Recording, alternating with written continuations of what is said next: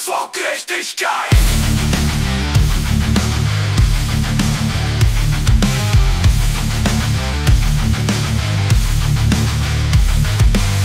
Jetzt sagt Schmott ans Kaut oder Spitzer, uns am besten unter Schädel der Kiritza.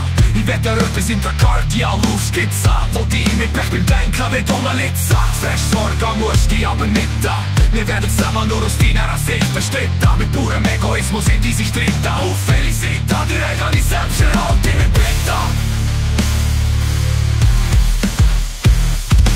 Tritt ins Gedankenlabor, stell dir zwei Welten vor. In der rechten Hand dirigieren sich ein paar empor und die diskriminiert platziert im Höllenchor. Auf der anderen Welt wird für kein Geld Gerechtigkeit, bleibt keiner mehr als der Rand erzählt und niemand höher oder tiefer gestellt.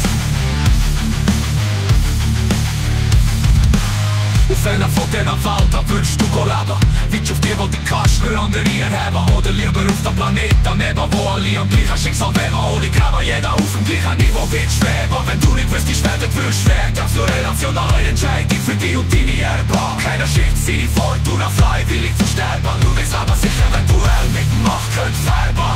Du erzähl mir niemand was von Gerechtigkeit, wo die Entscheidung nicht schlug.